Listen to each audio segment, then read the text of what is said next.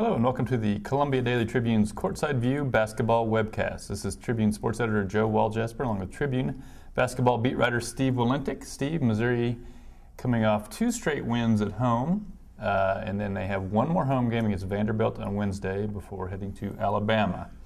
So, after losing 3 in a row, they've now won 2 in a row. Do you see that as Missouri making some sort of tangible progress that you've seen, or do you think it's kind of a schedule-driven thing where they got Arkansas and Tennessee at home and they're a little better home team? I think it's probably more of the latter. I mean, and maybe not so much just that they got those 2 at home and they're a better home team, but they weren't playing Florida. You know, right. I think, and they weren't playing Kentucky. I think obviously there's a fairly sizable gap between the top 2 teams in the SEC and everyone else. Really, there's a sizable gap between Florida and Kentucky, I believe. But you know, I don't think Missouri played well at Ole Miss, especially in the first half. I don't think they played dramatically better, though, against Arkansas and Tennessee. I mean, both those games go down to the wire. They had an opportunity to put the game away against Arkansas late. They had an 8-point lead with, I believe, about 3.5, 4 minutes to go, and gave up a 10-0 run, and all of a sudden they need a shot with 12 seconds to go and then a missed, fairly point-blank shot at the other end to escape. So, you know, I think Missouri is what it is, and that it's a team that plays a lot of close games that go down to the wire, and they happen to win these 2. And they were big wins because they've certainly steadied themselves after that losing streak and are in a much better position in terms of the NCAA tournament right now. But it's still a precarious position. Yeah, I think a lot of the bracketologists would say they are in the tournament now, probably in a 10 through 12 seed category. That's with a 6-6 SEC record. I think going into the SEC schedule, we both thought they probably need to go about 11 and 7 to feel pretty good about it.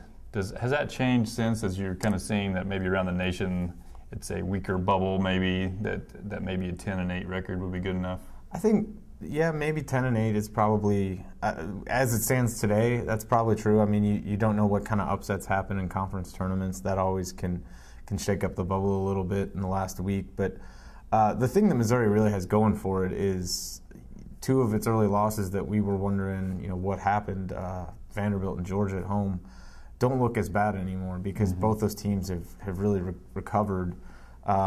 You know, including that game against Missouri. Vanderbilt's won 6 of its last 10, which, you know, isn't great, but it's certainly not bad either. And Georgia is sitting there at 8-4 in the league after going 6-6 in its non-conference schedule.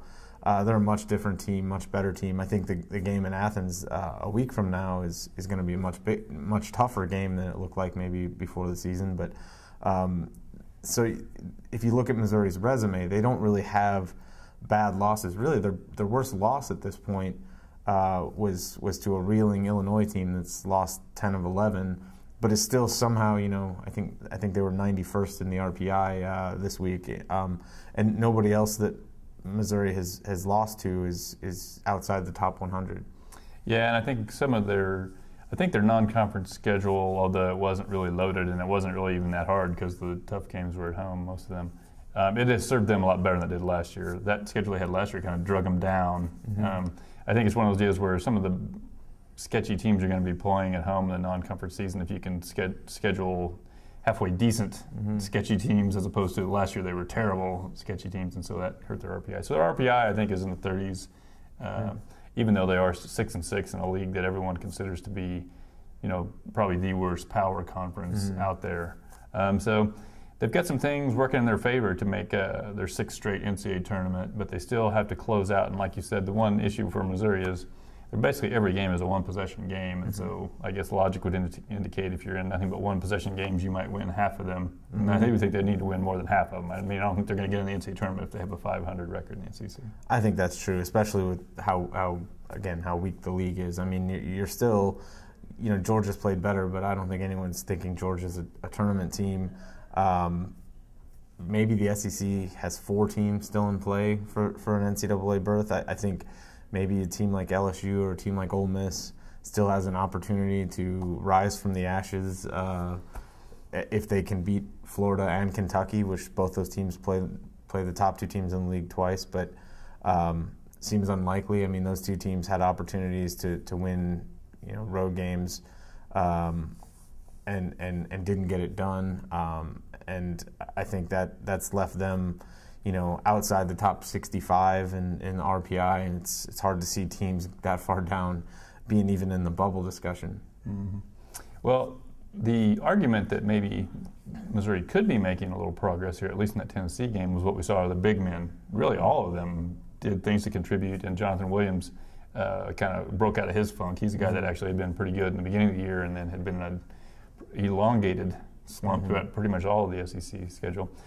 What you saw from those guys, do you think this could be a sign of guys like Keanu Post being a guy who could possibly help you out a little bit, and Jonathan Williams getting back to the non-conference, and Tony Criswell snapping out of a year-long funk, or is it, will one game settle down? I think because of what we saw in 24 other games, we need to settle down and say, well, one game. But at the same time, the things they did on Saturday against Tennessee, and that is a very good Tennessee front court, particularly Jarnell Stokes. But the things they did were not things that were extraordinary, Torrin Jones had a couple energy plays where he gets, put back layups and things like that, and they made shots in close.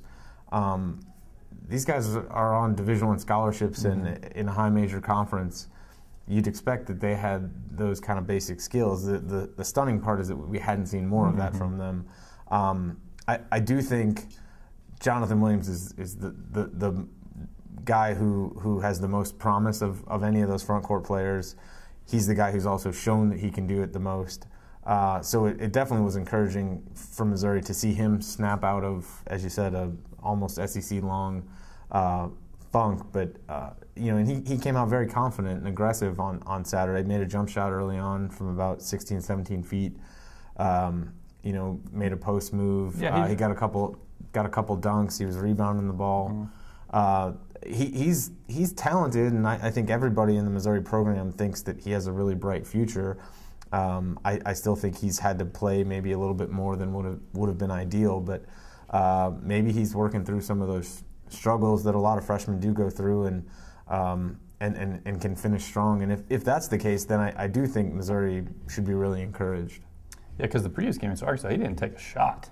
The one time he kind of had a chance, they threw him a nice pass into the basket, and he kind of fumbled it out of bounds. And it just seemed like his mind was just too occupied with, he was overthinking things. But then he was more aggressive, I thought, against Tennessee. And I think he can be a good player. He just needs to get out of his own way as far as not, I think he could stand to be a little more selfish and call for the ball in there and make a few post moves, because he's got a decent touch with his left-handed hook, and, I think he can play around the basket. He just needs to kind of forget about some of those block shots. He's got a little bit of a face-up game too. He can put the ball on the floor, and we've seen him drive at different points this year, which is handy when you're 6'9", and the guy who's guarding you is often kind of slow-footed. I think he's reasonably athletic. I think his confidence was shaken early by having quite a few shots blocked early in SEC play, and then I think more recently he's had an issue where he keeps getting into early foul trouble, and that's made him tentative. But if you get that sort of aggressiveness from him, I think the production comes easily because there's talent there. He's skilled enough. He's going to get more skilled as time goes on, but he can do a lot of different things already. And so if he's just engaged, not in his own head, and is just playing freely, I think good things can happen for him. It's just that hasn't happened enough for Missouri. All right, and lastly, kind of a hot topic last week in college basketball was fan behavior after Marcus Smart goes into the stands and shoves a Texas Tech fan. Just kind of wanted to discuss this. If from what you've seen in college basketball, have you noticed any changes throughout the years as far as, is it getting more outrageous in any sort of way? I mean, what have you noticed in terms of how fans are interacting with players? Well, I think it's always been bad from what I've seen. You will hear some horrendous things when you're in a basketball arena, and I think actually from a media standpoint, I think we maybe hear them less often because media seating has gotten farther away from the court. We're now the ones swearing. So when you used to sit, courtside, and those are the fans who are often the most obnoxious because they can have the biggest impact, I feel like. And I remember being at a game at Davidson, of all places, in 2005, I believe, and in December, and just hearing horrendous things from right behind me from fans directed at Missouri. And obviously there's no rivalry there.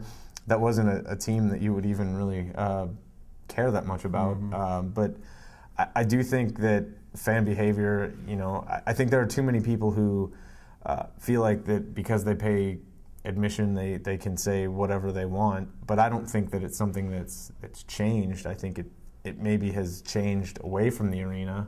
Yeah, see, I haven't heard anything. Of course, you're right. We're almost everywhere we would ever watch a game. We're squirreled away in a corner somewhere to where you can't hear much. And the people that are surrounding us in Mizzou Arena are not the, screaming things that we can hear.